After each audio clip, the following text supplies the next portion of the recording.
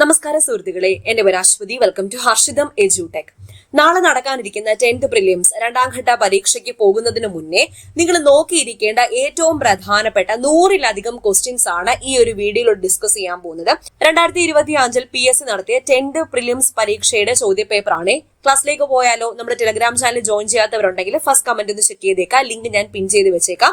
ഈ ക്ലാസ്സിൽ പറയുന്ന പോയിന്റ്സ് ഞാൻ പോളായിട്ട് നമ്മുടെ ടെലഗ്രാം ചാനലിൽ ഇട്ട് തരാവേ. അപ്പൊ നിങ്ങൾക്ക് കയറി അറ്റൻഡ് ചെയ്യാൻ പ്രാക്ടീസ് ചെയ്യാൻ പറ്റും കേട്ടോ.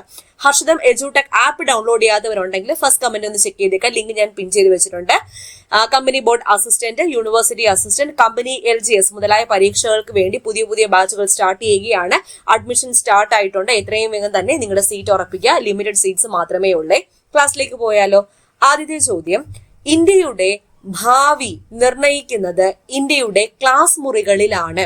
ഈ പ്രസ്താവന ആരുമായി ബന്ധപ്പെട്ടിരിക്കുന്നു? ഡോക്ടർ DS കോത്താരിയാണ് ഇപ്രകാരം പറഞ്ഞത്. ഇന്ത്യയുടെ ഭാവി നിർണയിക്കപ്പെടുന്നത് ഇന്ത്യയുടെ ക്ലാസ് മുറികളിലാണ്. ഇവിടെ തന്നിരിക്കുന്ന ബാക്കി 2 ഓപ്ഷൻ ലക്ഷ്മണസ്വാമി മുതലിയാർ, ഡോക്ടർ രാധാകൃഷ്ണൻ, ഇവര് രണ്ടുപേരും ഇന്ത്യയിലെ വിദ്യാഭ്യാസ കമ്മീഷനുകളുമായി ബന്ധപ്പെട്ടിരിക്കുന്നു. ആദ്യത്തേത് ഡോക്ടർ ലക്ഷ്മണസ്വാമി മുതലിയാർ കമ്മീഷൻ. വർഷം ഓർക്കുക, 1952. 1952 വിദ്യാഭ്യാസ കമ്മീഷനായ ഡോക്ടർ ലക്ഷ്മണസ്വാമി മുതലിയാർ കമ്മീഷൻ നിയമിതമായത്. ലക്ഷ്യം എന്തായിരുന്നു? സെക്കൻഡറി വിദ്യാഭ്യാസ മേഖലയെക്കുറിച്ചുള്ള പഠനമായിരുന്നു ലക്ഷ്യം. സെക്കൻഡറി വിദ്യാഭ്യാസ മേഖലയെക്കുറിച്ചുള്ള പഠനമായിരുന്നു ലക്ഷ്യം. ലക്ഷ്മണസ്വാമി മുതലിയാർ കമ്മീഷന്റെ ശുപാർശകൾ എന്തൊക്കെയായിരുന്നു? ത്രിഭാഷാ പദ്ധതി നടപ്പിലാക്കുക, സെക്കൻഡറി തലത്തിൽ വിദ്യാഭ്യാസ കമ്മീഷൻ രൂപീകരിക്കുക, വിവിധോദ്ദേശ സ്കൂളുകൾ സ്ഥാപിക്കുക, അധ്യാപക പരിശീലന സമിതി രൂപീകരിക്കുക എന്നിവയായിരുന്നു ലക്ഷ്മണസ്വാമി മുതലിയാർ കമ്മീഷന്റെ ശുപാർശകൾ. ഡോക്ടർ രാധാകൃഷ്ണൻ കമ്മീഷൻ നിയമിതമായ വർഷം 1948. എന്തായിരുന്നു പ്രധാന ലക്ഷ്യം? സർവകലാശാല വിദ്യാഭ്യാസത്തെ കുറിച്ചുള്ള പഠനം. PSC മുൻവർഷ ചോദ്യമാണ്. സർവകലാശാല വിദ്യാഭ്യാസത്തെ കുറിച്ചുള്ള പഠനം മുഖ്യ ലക്ഷ്യമാക്കി നിയമിതമായ കമ്മീഷനാണ് ഡോക്ടർ രാധാകൃഷ്ണൻ കമ്മീഷൻ. ശുപാർശകൾ എന്തെല്ലാമായിരുന്നു എന്ന് ചോദിച്ചാൽ, തൊഴിലധിഷ്ഠിത വിദ്യാഭ്യാസ സ്ഥാപനങ്ങൾ തുടങ്ങുക, സ്ത്രീ വിദ്യാഭ്യാസത്തിന് പ്രാധാന്യം നൽകുക, UGC അഥവാ യൂണിവേഴ്സിറ്റി ഗ്രാന്റ് കമ്മീഷൻ രൂപീകരിക്കുക എന്നത്. ഇനി മറ്റൊരു കമ്മീഷൻ ഉണ്ട്, ഡോക്ടർ DS കോത്താരി കമ്മീഷൻ. വർഷം 1964. ഡോക്ടർ DS കോത്താരി പറഞ്ഞ വാചകങ്ങൾ തന്നെയാണ് ഇവിടെ തന്നിരിക്കുന്നത്. ഡോക്ടർ DS കോത്താരി കമ്മീഷൻ വർഷം 1964. ലക്ഷ്യം എന്തായിരുന്നു? വിദ്യാഭ്യാസത്തിന്റെ ദേശീയ മാതൃകയെ പറ്റിയുള്ള നിർദ്ദേശമായിരുന്നു ലക്ഷ്യം. ശുപാർശകൾ എന്തൊക്കെ? വളരെ ഇമ്പോർട്ടന്റ്. 10+2+3 മാതൃക. 10+2+3 മാതൃകയിൽ വിദ്യാഭ്യാസം നടപ്പിലാക്കുക, സെക്കൻഡറി തലത്തിൽ തൊഴിലധിഷ്ഠിത വിദ്യാഭ്യാസം നടപ്പിലാക്കുക, മൂല്യ വിദ്യാഭ്യാസത്തിന് ഊന്നൽ നൽകുക എന്നിവയായിരുന്നു ഡോക്ടർ DS കോത്താരി കമ്മീഷന്റെ ശുപാർശകൾ. നയിം താലിം എന്ന വിദ്യാഭ്യാസ പദ്ധതി ആരുമായി ബന്ധപ്പെട്ടിരിക്കുന്നു? ഗാന്ധിജിയുമായി ബന്ധപ്പെട്ടിരിക്കുന്നു. അടുത്ത ചോദ്യം നോക്കാം. ലോകമെമ്പാടും മനുഷ്യാവകാശ ദിനമായി ആചരിക്കുന്നത് എന്ന്? ലോകമെമ്പാടും മനുഷ്യാവകാശ ദിനമായി ആചരിക്കുന്നത് ഡിസംബർ 10 ഡിസംബർ 10. അതെന്തുകൊണ്ടാണ് ഡിസംബർ 10 ലോകമെമ്പാടും മനുഷ്യാവകാശ ദിനമായി ആചരിക്കുന്നത്? സാർവദേശീയ മനുഷ്യാവകാശ പ്രഖ്യാപനം നിലവിൽ വന്നത് 1948 ഡിസംബർ 10. 1947 ഡിസംബർ 10 സാർവദേശീയ മനുഷ്യാവകാശ പ്രഖ്യാപനം നിലവിൽ വന്നത്. ആ ഡേറ്റ് ആണ് മനുഷ്യാവകാശ ദിനമായി ആചരിക്കുന്നത്. അടുത്ത ചോദ്യം, ഫ്രാൻസ് തുമ്മിയാൽ യൂറോപ്പിനാകെ ജലദോഷം പിടിക്കും. ആരുടെ അഭിപ്രായമാണിത്? ഇപ്രകാരം പറഞ്ഞത് മെറ്റർണിക് ആണ്. മെറ്റർണി ആരാണ്? മെറ്റർണി ഓസ്ട്രിയൻ ഭരണാധികാരിയായ മെറ്റർണിയാണ് ഇപ്രകാരം അഭിപ്രായപ്പെട്ടത്. സ്വതന്ത്രമായി ജനിക്കുന്ന മനുഷ്യൻ എവിടെയും ചങ്ങലയിലാണ് എന്ന് പറഞ്ഞതാരാ? റൂസോ ആരാണ്? ഫ്രഞ്ച് ചിന്തകനായ റൂസോയാണ് ഇപ്രകാരം അഭിപ്രായപ്പെട്ടത്. സ്വതന്ത്രമായി ജനിക്കുന്ന മനുഷ്യൻ എവിടെയും ചങ്ങലയിലാണ്. ജനങ്ങളാണ് പരമാധികാരി എന്ന് അഭിപ്രായപ്പെട്ടതും റൂസോയാണ്. റൂസോയുടെ പ്രശസ്തമായ ഗ്രന്ഥമാണ് സോഷ്യൽ കോൺട്രാക്ട്.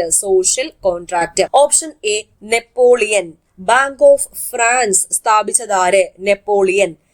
യൂറോപ്യൻ സഖ്യ സൈന്യത്തോട് പരാജയപ്പെട്ട് നെപ്പോളിയന് അധികാരം നഷ്ടമായ യുദ്ധം ഏത്? വാട്ടർലൂ യുദ്ധം നടന്ന വർഷം ഏത്? ഇമ്പോർട്ടന്റ്. 1815. 1815 വാട്ടർലൂ യുദ്ധം നടന്നത്. അടുത്ത ഓപ്ഷൻ വോൾട്ടയർ.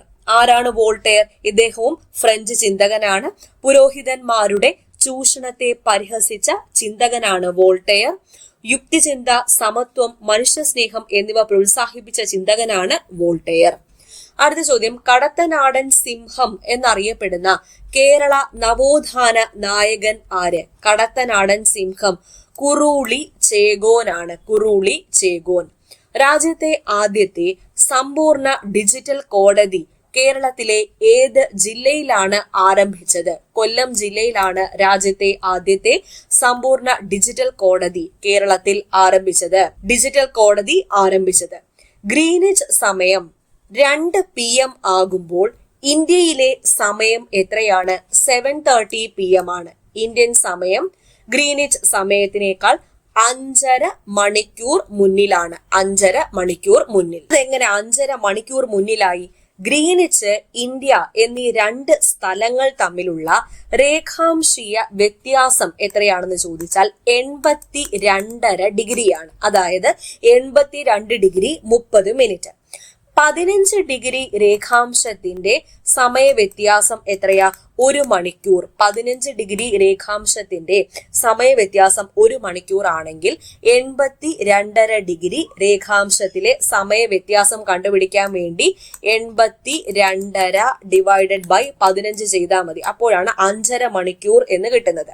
അപ്പോൾ ഗ്രീനിച്ചിന്റെ കിഴക്കായിട്ടാണ് ഇന്ത്യ സ്ഥിതി ചെയ്യുന്നത്. അതുകൊണ്ടാണ് ഗ്രീനിച്ചിലെ സമയത്തേക്കാൾ 5 മണിക്കൂർ 30 മിനിറ്റ് കൂടുതലായിട്ട് ഇന്ത്യൻ സമയം വരുന്നത്. പടിഞ്ഞാറേ ഭാഗത്തായിരുന്നെങ്കിൽ കുറവായിട്ട് വന്നേനെ. ഗ്രീനിച്ചിന്റെ കിഴക്ക് ഭാഗത്തായതുകൊണ്ട് ഇന്ത്യൻ സമയം 5 മണിക്കൂർ 30 മിനിറ്റ് കൂടുതലായിരിക്കും. അപ്പൊ 2 PM കൂടെ 5.5 മണിക്കൂർ ആഡ് ചെയ്താൽ മതി, 7.5 PM എന്ന് വരും. അപ്പൊ AM-ഉം PM-ഉം ശ്രദ്ധിച്ചോണം. അപ്പൊ AM-ഉം PM-ഉം ശ്രദ്ധിച്ചേക്കുക. 2 PM 5.5 ആഡ് ചെയ്യുമ്പോഴത്തേക്കും 7.5 PM. അടുത്ത ചോദ്യം, താഴെ പറയുന്നവയിൽ ധനനയവുമായി ബന്ധപ്പെട്ട ശരിയായ പ്രസ്താവന ഏതൊക്കെ? ഈ നയം നടപ്പിലാക്കുന്നത് ബജറ്റിൽ കൂടിയാണ്. പൊതുകടം, പൊതുചെലവ്, പൊതുവരുമാനം എന്നിവയെ സംബന്ധിച്ച സർക്കാർ നയമാണ്. ധനനയത്തിന്റെ ലക്ഷ്യങ്ങളിൽ ഒന്നാണ് അനാവശ്യ ചെലവുകൾ നിയന്ത്രിക്കുക. ഇതെല്ലാം ശരിയാണ്. ഭരണഘടനയുടെ എത്രാമത്തെ ഭേദഗതി അനുസരിച്ചാണ് വോട്ടിംഗ് പ്രായം 21 നിന്നും 18 ആക്കിയത്? 61-ാം ഭരണഘടനാ ഭേദഗതി പ്രകാരമാണ് വോട്ടിംഗ് പ്രായം 21 നിന്നും 18 കുറച്ചത്. പ്രധാനപ്പെട്ട 2 ഭേദഗതികൾ നിങ്ങൾ ഓർത്തിരിക്കുക. 73-ഉം 74-ഉം എപ്പോഴും ചോദിക്കാറുണ്ട്. 73-ാം ഭരണഘടനാ ഭേദഗതി വർഷം ഏതാ? 1992. 74-ഉം അത് തന്നെയാണ്, വർഷം 1992. ഈ 2 ഭരണഘടനാ ഭേദഗതിയും നിലവിൽ വരുമ്പോൾ ഇന്ത്യയുടെ പ്രധാനമന്ത്രി ആരായിരുന്നു? PV നരസിംഹറാവു. പ്രസിഡന്റ് ആരായിരുന്നു? ശങ്കർ ദയാൽ ശർമ്മ. അപ്പൊ 73-ാം ഭരണഘടനാ ഭേദഗതി ഏത് നിയമം എന്നറിയപ്പെടുന്നു? പഞ്ചായത്തി രാജ് ആക്ട്, പഞ്ചായത്തി രാജ് നിയമം എന്നറിയപ്പെടുന്നു. പഞ്ചായത്തി രാജിന് ഭരണഘടനാ സാധുത നൽകിയ ഭരണഘടനാ ഭേദഗതിയാണ് 73-ാം ഭരണഘടനാ ഭേദഗതി. 11-ാം പട്ടിക ഭരണഘടനയിൽ കൂട്ടിച്ചേർത്തു. 74-ാം ഭരണഘടനാ ഭേദഗതി നഗരപാലികാ നിയമം അഥവാ മുനിസിപ്പാലിറ്റി നിയമം എന്നിങ്ങനെ അറിയപ്പെടുന്നു. ഭാഗം 9A ഭരണഘടനയിൽ കൂട്ടിച്ചേർത്തു. കൂടാതെ 12-ാം പട്ടികയും കൂട്ടിച്ചേർത്തു. പ്രാദേശിക ഭരണ സ്ഥാപനങ്ങളിൽ സംവരണവും നടപ്പിലാക്കി. അടുത്ത ചോദ്യം, വിഴിഞ്ഞം തുറമുഖം സ്ഥിതി ചെയ്യുന്നത് ഏത് താലൂക്ക്? നെയ്യാറ്റിൻകര താലൂക്കിലാണ് വിഴിഞ്ഞം തുറമുഖം സ്ഥിതി ചെയ്യുന്നത്. മൺസൂൺ മഴയും ഇടവിട്ട് വേനൽക്കാലവും മാറി മാറി അനുഭവപ്പെടുന്ന പ്രദേശങ്ങളിൽ രൂപപ്പെടുന്ന മണ്ണിനം ഏത്? ലാറ്ററൈറ്റ് മണ്ണ് അഥവാ ചെങ്കൽ മണ്ണ്. കേരളത്തിലെ ഏറ്റവും കൂടുതൽ കാണപ്പെടുന്ന മണ്ണിനമാണ് ലാറ്ററൈറ്റ് മണ്ണ് അഥവാ ചെങ്കൽ മണ്ണ്. ഇന്ത്യയിലെ ഏറ്റവും കൂടുതൽ റബ്ബർ ഉൽപ്പാദിപ്പിക്കുന്ന സംസ്ഥാനം ഏത്? ഇന്ത്യയിൽ ഏറ്റവും കൂടുതൽ റബ്ബർ ഉൽപ്പാദിപ്പിക്കുന്ന സംസ്ഥാനം ഏതാണ്? കേരളമാണ്. ഇന്ത്യയിലെ ഏറ്റവും വലിയ സ്വകാര്യ മേഖലാ ഇരുമ്പുരുക്ക് വ്യവസായശാല ഏത്? ടാറ്റ ഇരുമ്പുരുക്ക് കമ്പനി, ജംഷഡ്പൂർ. ഇന്ത്യയിലെ ഏറ്റവും വിസ്തൃതവും പഴക്കം ചെന്നതും ഉറപ്പേറിയ ശിലകളാൽ നിർമ്മിതവുമായ ഭൂവിഭാഗം ഏത്? ഉപദ്വീപീയ പീഠഭൂമി. പഴക്കം ചെന്ന ഭൂവിഭാഗം ഉപദ്വീപീയ പീഠഭൂമി. കേരളത്തിലെ കൊല്ലം മുതൽ കോട്ടപ്പുറം വരെയുള്ള പശ്ചിമതീര കനാൽ ഏതാ? NW3 ആണ്. NW3 ദേശീയ ജലപാത 3. ഇന്ത്യയുടെ ധാന്യപുര എന്നറിയപ്പെടുന്നത് ഏത് ഭൂവിഭാഗത്തെയാണ്? ഇന്ത്യയുടെ ധാന്യപുര എന്നറിയപ്പെടുന്നത് ഉത്തര മഹാസമതലത്തെയാണ്. ഉത്തര മഹാസമതലം. അടുത്ത 3 ക്വസ്റ്റ്യൻസ് PSC ഡിലീറ്റ് ചെയ്തു. അടുത്ത ചോദ്യം, പടിഞ്ഞാറൻ തീര സമതലവുമായി ബന്ധപ്പെട്ട ശരിയായ പ്രസ്താവനകൾ ഏതൊക്കെയാണ്? താരതമ്യേന വീതി കുറവാണ്. പടിഞ്ഞാറൻ തീര സമതലത്തിന് താരതമ്യേന വീതി കുറവാണ്. റാൻ ഓഫ് കച്ച് മുതൽ കന്യാകുമാരി വരെയാണ് നീണ്ടുകിടക്കുന്നത്. അടുത്ത ചോദ്യം ഡിലീറ്റഡ് ആണ്. ചുവടെ പറയുന്നവയിൽ സാമൂഹ്യ പരിഷ്കർത്താവായ അയ്യങ്കാളിയുമായി ബന്ധമില്ലാത്തത് ഏത്? അയ്യങ്കാളിയുമായി ബന്ധമില്ലാത്തത് തെക്കേ ഇന്ത്യയിൽ ആദ്യമായി കണ്ണാടി പ്രതിഷ്ഠ നടത്തി എന്നുള്ളത്. അതാരാണ്? വൈകുണ്ഠ സ്വാമികളാണ്. രണ്ട് മാത്രമാണ് ബന്ധമില്ലാത്തത്. തിരുക്കൊച്ചി സംസ്ഥാനം രൂപീകൃതമായത് എന്ന് സ്ഥിരം ചോദ്യമാണ്. 1949 ജൂലൈ മാസം 1 തിരുക്കൊച്ചി സംസ്ഥാനം രൂപീകരിച്ചത്. 1917 ഗാന്ധിജി പങ്കെടുത്ത നീലം കർഷകരുടെ സമരം നടന്ന സ്ഥലം ഏതാ? ചമ്പാരനാണ്. ബനാറസ് സംസ്കൃത കോളേജിന്റെ സ്ഥാപകൻ ആര്? ബനാറസ് സംസ്കൃത കോളേജ് ജോനാഥൻ ഡങ്കൻ ആണ് സ്ഥാപിച്ചത്. താഴെ പറയുന്നവയിൽ ഗാന്ധി ഇർവിൻ ഉടമ്പടിയുമായി ബന്ധമില്ലാത്തത് ഏത്? ഗാന്ധി ഇർവിൻ ഉടമ്പടിയുമായി ബന്ധമില്ലാത്തത് പ്രവിശ്യകളിലെ ദ്വിഭരണം അവസാനിപ്പിക്കും എന്നതാണ്. സാമൂഹ്യ പരിഷ്കരണ പ്രസ്ഥാനമായ ആത്മവിദ്യാ സംഘം സ്ഥാപിച്ചതാര്? വാഗ്ഭടാനന്ദനാണ് ആത്മവിദ്യാ സംഘം സ്ഥാപിച്ചത്. വൈകുണ്ഠ സ്വാമികൾ സമത്വ സമാജം, ശ്രീനാരായണ ഗുരു SNDP എന്നീ സംഘടനകളുമായി ബന്ധപ്പെട്ടിരിക്കുന്നു. 2024 എഴുത്തച്ഛൻ പുരസ്കാര ജേതാവ് ആരാണ്? 2024 NS മാധവൻ. NS മാധവന്റെ പ്രധാന കൃതികൾ ഏതൊക്കെ? ലണ്ടൻ ബത്തേരിയിലെ ലുത്തിനകൾ, ഹിഗ്വീറ്റ എന്നിവയൊക്കെ ആരുടെ കൃതികളാണ്? NS മാധവന്റെ കൃതികളാണ്. സാമൂഹ്യ പരിഷ്കരണ പദ്ധതിയായ യോഗ്യശ്രീ അടുത്തിടെ നടപ്പിലാക്കിയ സംസ്ഥാനം ഏത്? പശ്ചിമ ബംഗാളാണ് യോഗ്യശ്രീ അടുത്തിടെ നടപ്പിലാക്കിയത്. ആധുനിക തിരുവിതാംകൂറിന്റെ സ്ഥാപകൻ എന്ന് വിളിക്കുന്നത് ആരെ? ആധുനിക തിരുവിതാംകൂറിന്റെ സ്ഥാപകൻ മാർത്താണ്ഡവർമ്മയാണ്. 2024 സാഹിത്യത്തിനുള്ള നൊബേൽ സമ്മാനം ലഭിച്ചത് ആർക്ക്? ഹാങ് കാങ്ങിനാണ് 2024 സാഹിത്യത്തിനുള്ള നൊബേൽ സമ്മാനം ലഭിച്ചത്. താഴെ പറയുന്നവയിൽ ഇന്ത്യൻ ഭരണഘടനയിൽ നിലവിലുള്ള മൗലിക അവകാശങ്ങളുടെ പട്ടികയിൽ ഉൾപ്പെടാത്തത് ഏത്? ഉൾപ്പെടാത്തത് സ്വകാര്യ സ്വത്തിനുള്ള അവകാശമാണ്. സ്വത്തവകാശത്തെ മൗലിക അവകാശങ്ങളുടെ പട്ടികയിൽ നിന്നും നീക്കം ചെയ്ത ഭേദഗതി 44-ാം ഭരണഘടനാ ഭേദഗതി. വർഷം ഏതാ? 1978. ആ സമയത്ത് ഇന്ത്യയുടെ പ്രധാനമന്ത്രി ആരായിരുന്നു? മൊറാർജി ദേശായി. പ്രസിഡന്റ് ആരായിരുന്നു? നീലം സഞ്ജീവ റെഡ്ഡി. സ്വത്തവകാശത്തെ 44-ാം ഭരണഘടനാ ഭേദഗതി പ്രകാരം ഭരണഘടനയിൽ കൂട്ടിച്ചേർത്തത് എത്രാമത്തെ ഭാഗത്താണ്? 12-ാം ഭാഗത്താണ് കൂട്ടിച്ചേർത്തത്. ഇന്ത്യൻ ഭരണഘടനയിൽ മൗലിക കടമകൾ എന്ന ആശയം ഉൾപ്പെടുത്തിയത് ഏത് രാജ്യത്തിന്റെ ഭരണഘടനയിൽ നിന്നാണ്? സോവിയറ്റ് യൂണിയന്റെ ഭരണഘടനയിൽ നിന്നാണ് മൗലിക കടമകൾ എന്ന ആശയം കടം കൊണ്ടിരിക്കുന്നത്. താഴെ പറയുന്നവയിൽ ഇന്ത്യയുടെ ദേശീയ ഗാനവുമായി ബന്ധപ്പെട്ട തെറ്റായ പ്രസ്താവനകൾ ഏതെല്ലാം? തെറ്റായ പ്രസ്താവനകളാണ്. ഇവയെല്ലാം തെറ്റാണ്. ഇന്ത്യയിലെ മുഖ്യ വിവരാവകാശ കമ്മീഷണറെ നിയമിക്കുന്നത് ആര്? രാഷ്ട്രപതിയാണ് മുഖ്യ വിവരാവകാശ കമ്മീഷണറെ നിയമിക്കുന്നത്. താഴെ പറയുന്നവയിൽ ദേശീയ മനുഷ്യാവകാശ കമ്മീഷനുമായി ബന്ധപ്പെട്ട ശരിയായ പ്രസ്താവന അല്ലെങ്കിൽ പ്രസ്താവനകൾ ഏതൊക്കെ? 1993 protection of human rights act അനുസരിച്ചാണ് ദേശീയ മനുഷ്യാവകാശ കമ്മീഷൻ നിലവിൽ വന്നത്. ദേശീയ മനുഷ്യാവകാശ കമ്മീഷന്റെ ആസ്ഥാനം ന്യൂഡൽഹിയാണ്. അടുത്ത ചോദ്യം, ഇന്ത്യൻ ഭരണഘടനയിലെ ചില വകുപ്പുകളും അവയുടെ വിവരണവും നൽകിയിരിക്കുന്നു. ചേരുംപടി ചേർക്കുക. ഇവിടെ നോക്കൂ, തൊട്ടുകൂടായ്മ നിർത്തലാക്കൽ വകുപ്പ് ഏതാണ്? വകുപ്പ് 17. ജീവന്റെയും വ്യക്തി സ്വാതന്ത്ര്യത്തിന്റെയും സംരക്ഷണത്തെ കുറിച്ച് പ്രതിപാദിക്കുന്ന വകുപ്പ് ഏതാണ്? വകുപ്പ് 21. വിദ്യാഭ്യാസത്തിനുള്ള അവകാശം വകുപ്പ് 21A. ഇന്ത്യൻ ഭരണഘടനയുടെ ഹൃദയവും ആത്മാവും എന്നറിയപ്പെടുന്ന വകുപ്പ് ഏതാണ്? വകുപ്പ് 32. Right to constitutional remedies. അടുത്ത ചോദ്യം, ഇന്ത്യയിൽ ഭാഷാടിസ്ഥാനത്തിൽ സംസ്ഥാനങ്ങൾ രൂപീകരിക്കുന്നതിനായി നിയോഗിക്കപ്പെട്ട സംസ്ഥാന പുനഃസംഘടനാ കമ്മീഷന്റെ അധ്യക്ഷൻ ആര്? ഫസൽ അലിയാണ്. പൊതു സ്വഭാവമുള്ള കൃത്യനിർവഹണത്തിൽ ഏർപ്പെട്ടിട്ടുള്ളവർ നിയമപരമായി നിർവഹിക്കേണ്ട ഒരു കടമ നിറവേറ്റുന്നതിൽ വീഴ്ച വരുത്തിയാൽ തങ്ങളുടെ കർത്തവ്യം നിയമാനുസരണം നിർവഹിക്കണമെന്ന് ആജ്ഞാപിച്ചുകൊണ്ട് സുപ്രീം കോടതി പുറപ്പെടുവിക്കുന്ന റിട്ട് ഏത്? മാൻഡമസ് ആണ്. മാൻഡമസ്. ഇന്ത്യയുടെ ദേശീയ ഗീതം രചിച്ചതാരാണ്? ദേശീയ ഗീതം രചിച്ചത് ബങ്കിം ചന്ദ്ര ചാറ്റർജിയാണ്. ബങ്കിം ചന്ദ്ര ചാറ്റർജി. അടുത്ത ചോദ്യം, ഇന്ത്യൻ ഭരണഘടനയുടെ 8ാം പട്ടിക അനുസരിച്ച് നിലവിലുള്ള ഔദ്യോഗിക ഭാഷകളുടെ എണ്ണം 22 ഔദ്യോഗിക ഭാഷകളാണ് നിലവിലുള്ളത്. കേരളത്തിന്റെ ഔദ്യോഗിക മത്സ്യം ഏതാണ്? കരിമീനാണ് ഔദ്യോഗിക മത്സ്യം. കേരളത്തിൽ ആകെയുള്ള രാജ്യസഭാ സീറ്റുകളുടെ എണ്ണം 9 ആണ്. 9. കേരള സംസ്ഥാന വൈദ്യുതി വകുപ്പ് മന്ത്രി ആരാ? കെ കൃഷ്ണൻകുട്ടിയാണ്. കെ കൃഷ്ണൻകുട്ടി. കേരളത്തിൽ കിഴക്കോട്ട് ഒഴുകുന്ന നദികളുടെ എണ്ണം എത്രയാ? 3 നദികളാണ് ഈസ്റ്റ് ഫ്ലോയിങ്. ഇ എന്നുള്ളത് തിരിച്ചിട്ടാ പോരെ? 3. ഓക്കെ. അടുത്ത ചോദ്യം ഡിലീറ്റ് ആണ്. സൈലന്റ് വാലി സ്ഥിതി ചെയ്യുന്ന ജില്ല ഏതാ? പാലക്കാട് ജില്ലയാണ്. പാലക്കാട്. കേരള സംസ്ഥാന കായിക വകുപ്പ് മന്ത്രി ആരാണ്? വി അബ്ദുറഹ്മാൻ ആണ് കേരള സംസ്ഥാന കായിക വകുപ്പ് മന്ത്രി. ചട്ടമ്പി സ്വാമികൾ ജനിച്ച കേരളത്തിലെ ജില്ല ഏത്? ചട്ടമ്പി സ്വാമികൾ ജനിച്ച കേരളത്തിലെ ജില്ല തിരുവനന്തപുരം ജില്ല. അയ്യങ്കാളി ജനിച്ചത് എന്നാണ്? അയ്യങ്കാളി ജനിച്ചത് 1863 ഓഗസ്റ്റ് മാസം 28. ഇ വി രാമസ്വാമി നായ്ക്കർ സ്മാരകം സ്ഥിതി ചെയ്യുന്നത് എവിടെ? ഇ വി രാമസ്വാമി നായ്ക്കർ സ്മാരകം സ്ഥിതി ചെയ്യുന്നത് വൈക്കത്താണ്, വൈക്കം. താഴെ പറയുന്നവരിൽ വേറിട്ട് നിൽക്കുന്ന സാമൂഹ്യ പരിഷ്കർത്താവ് ആര്? വേറിട്ട് നിൽക്കുന്നത് മഹാദേവ ഗോവിന്ദ റാനഡെയാണ്. മഹാദേവ ഗോവിന്ദ റാനഡെ. ബാക്കി എല്ലാവരും കേരളവുമായി ബന്ധപ്പെട്ട സാമൂഹ്യ പരിഷ്കർത്താക്കളാണ്. സംസ്ഥാന പുനഃസംഘടനാ കമ്മീഷൻ അംഗമായിരുന്ന മലയാളി ആര്? കെ എം പണിക്കരാണ്. K M Panicker.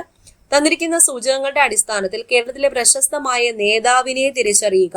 1904 ഒക്ടോബറിൽ ബ്രിട്ടീഷ് ഇന്ത്യയിലെ മലബാർ ജില്ലയിൽ ജനനം. 1927 ഇന്ത്യൻ നാഷണൽ കോൺഗ്രസിൽ ചേർന്നു. പിന്നീട് കമ്മ്യൂണിസ്റ്റ് പാർട്ടിയിൽ അംഗമായി.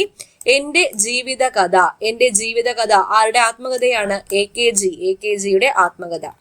ഗാന്ധിജിയും അരാജകത്വം, ഗാന്ധി ആൻഡ് അനാർക്കി എന്ന ഗ്രന്ഥം എഴുതിയതാര്? ചേറ്റൂർ ശങ്കരൻ നായരാണ്. ചേറ്റൂർ ശങ്കരൻ നായർ. അടുത്ത ചോദ്യം PSC ഡിലീറ്റ് ചെയ്തു. കേരളത്തിലെ ആദ്യ വനിതാ സമ്മേളനം നടന്നത് എവിടെയാണ്? വടകരയിലാണ്. വടകര. ദർസാർ സാഹിബ് എന്നറിയപ്പെടുന്ന കേരളത്തിലെ സാമൂഹ്യ പരിഷ്കർത്താവ് ആരാണ്? അയ്യത്താൻ ഗോപാലൻ. അയ്യത്താൻ ഗോപാലൻ. ബാരിസ്റ്റർ GP പിള്ള താഴെ പറയുന്ന ഏത് സംഭവവുമായി ബന്ധപ്പെട്ടിരിക്കുന്നു? മലയാളി മെമ്മോറിയലുമായി ബന്ധപ്പെട്ടിരിക്കുന്നു ബാരിസ്റ്റർ GP പിള്ള. കൊച്ചി രാജ്യ പ്രജാമണ്ഡലത്തിന്റെ നേതാക്കളിൽ പെടാത്തത് ആര്? പെടാത്തത് ഷൺമുഖം ചെട്ടിയാണ്. കേരള സംസ്ഥാന രൂപീകരണത്തിനായി തിരുവിതാംകൂറിലെ 4 താലൂക്കുകൾ മദ്രാശി സംസ്ഥാനത്തിന് വിട്ടുകൊടുത്തു. അതിൽ ഒരെണ്ണം താഴെ പറയുന്നു. ഏതാണെന്ന് കണ്ടെത്തുക. അഗസ്തീശ്വരമാണ്. വൈറ്റമിൻ എയുടെ ലഭ്യത കുറയുമ്പോൾ ഉണ്ടാകുന്ന ഒരു രോഗം ഏതാ? നിശാന്തത. നിശാന്തത. താഴെ പറയുന്നവയിൽ ജീവിതശൈലി രോഗം അല്ലാത്തത് ഹീമോഫീലിയയാണ്. നിശബ്ദ വസന്തം അഥവാ സൈലന്റ് സ്പ്രിംഗ് എന്ന പുസ്തകത്തിന്റെ രചയിതാവ് ആരാണ്? റേച്ചൽ കേഴ്സൺ ആണ്. താഴെ പറയുന്നവയിൽ വന്യജീവി സങ്കേതത്തിന് ഉദാഹരണം ഇവിടെ തന്നിരിക്കുന്നതില് പെരിയാറാണ്. പെരിയാർ. മനുഷ്യ ശരീരത്തിലെ ഏറ്റവും കാഠിന്യമുള്ള പദാർത്ഥം ഏതാ? പല്ലിന്റെ ഇനാമലാണ്. ഏതിനും ശ്വേതരക്താണുക്കളുടെ ജനിതക സംവിധാനം ഉപയോഗിച്ചാണ് എയ്ഡ്സിന് കാരണമായ HIV വൈറസ് പെരുകുന്നത്? ലിംഫോസൈറ്റ് ആണ്. ലിംഫോസൈറ്റ്. മനുഷ്യ ശരീരത്തിൽ യൂറിയയുടെ നിർമ്മാണം നടക്കുന്നത് എവിടെ? യൂറിയയുടെ നിർമ്മാണം നടക്കുന്നത് കരളിൽ വെച്ച്. കേരള കാർഷിക സർവകലാശാല വികസിപ്പിച്ചെടുത്ത പാവലിന്റെ ഇനം ഏതാ? പ്രിയങ്കയാണ്. പ്രിയങ്ക. അന്താരാഷ്ട്ര ചെറുധാന്യ വർഷമായി ആഘോഷിച്ച വർഷം ഏത്? 2023.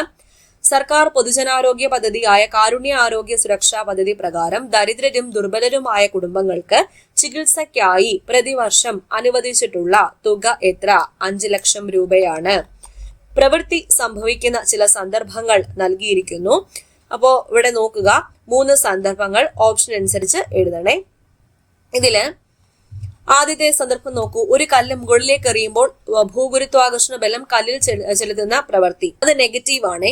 അടുത്തത്, തെങ്ങിൽ നിന്നും തേങ്ങ താഴേക്ക് വീഴുമ്പോൾ ഭൂഗുരുത്വാകർഷണം ചെയ്യുന്ന പ്രവൃത്തി. രണ്ടും ഒരേ ഡയറക്ഷനിൽ. അപ്പൊ പോസിറ്റീവ് ആണ്. ഒരു കല്ല് മുകളിലേക്ക് എറിയുമ്പോൾ നാം പ്രയോഗിക്കുന്ന ബലം കല്ലിൽ ചെയ്യുന്ന പ്രവൃത്തി. അത് മുകളിലേക്ക് തന്നെയാണ്, പോസിറ്റീവ്. അപ്പോ തന്നിരിക്കുന്ന 2ഉം 3ഉം മാത്രം പോസിറ്റീവ് പ്രവൃത്തിയാണ്. അതായത് പ്രവൃത്തി പോസിറ്റീവായ സന്ദർഭങ്ങൾ. ഒരു കോൺകേവ് ദർപ്പണത്തിന്റെ Fനും Pക്കും ഇടയിൽ വെച്ചിരിക്കുന്ന വസ്തു രൂപീകരിക്കുന്ന പ്രതിബിംബത്തിന്റെ സ്വഭാവം വസ്തുവിനേക്കാൾ വലുത്, മിഥ്യ, നിവർന്നത്. മനുഷ്യരുടെ ശ്രവണപരിധി എത്രയാണ്? 20 ഹെർട്സ് മുതൽ 20,000 ഹെർട്സ് അല്ലെങ്കിൽ 20 കിലോ ഹെർട്സ് എന്ന് തന്നിരിക്കും കേട്ടോ. ഫാരൻഹീറ്റ് തെർമോമീറ്റർ പ്രകാരം 98 ഡിഗ്രി ഫാരൻഹീറ്റ് താപനില കെൽവിൻ സ്കെയിൽ പ്രകാരം എത്രയാണ്? 310 കെൽവിൻ ആണ്. ചലനവുമായി ബന്ധപ്പെട്ടുള്ള ശരിയായ സമവാക്യം ഏത്? U² = V² - 2AS. ഒരു പെട്രോൾ കാറിൽ നടക്കുന്ന പ്രധാന ഊർജ പരിവർത്തനം തിരഞ്ഞെടുക്കുക. രാസോർജം ഗതികോർജമാകുന്നു എന്നതാണ്.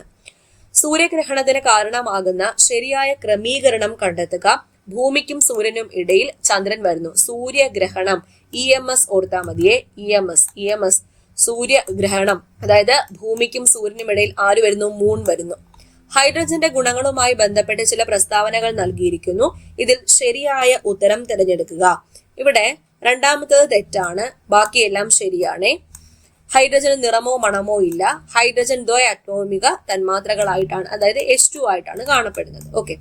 തന്നിരിക്കുന്നതിൽ നിന്നും ഐസോടോപ്പുകളുമായി ബന്ധപ്പെട്ട ശരിയായ പ്രസ്താവന. ഐസോടോപ്പുകളുമായി ബന്ധപ്പെട്ട വ്യത്യസ്ത മാസ് നമ്പറും ഒരേ ആറ്റോമിക് നമ്പറുമുള്ള ഒരേ മൂലകത്തിന്റെ വ്യത്യസ്ത ആറ്റങ്ങളാണ് ഐസോടോപ്പ്. ഒരേ ആറ്റോമിക് നമ്പർ എന്ന് പറയുമ്പോൾ സെയിം മൂലകം തന്നെയായിരിക്കും. അറ്റോമിക സംഖ്യ 8 മൂലകം ഏതാണ്?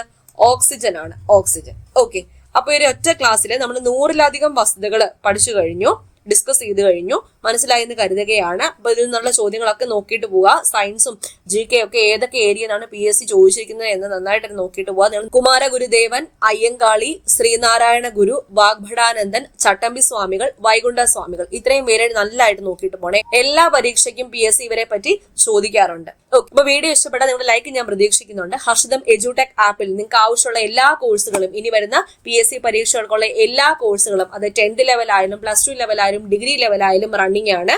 അഡ്മിഷൻ ഓപ്പൺ ആണ്. പുതിയ പുതിയ ബാച്ചുകൾ സ്റ്റാർട്ട് ആയിക്കൊണ്ടിരിക്കുന്നു. അപ്പൊ എത്രയും വേഗം തന്നെ നിങ്ങളുടെ സീറ്റ് ഉറപ്പിക്കുക. ആപ്പ് ഡൗൺലോഡ് ചെയ്യാൻ ലിങ്ക് ഞാൻ ഫസ്റ്റ് കമന്റും ഡിസ്ക്രിപ്ഷൻ ബോക്സിലും കൊടുത്തേക്കാമേ. അപ്പൊ അടുത്ത ക്ലാസ്സിൽ വീണ്ടും കാണാം. താങ്ക്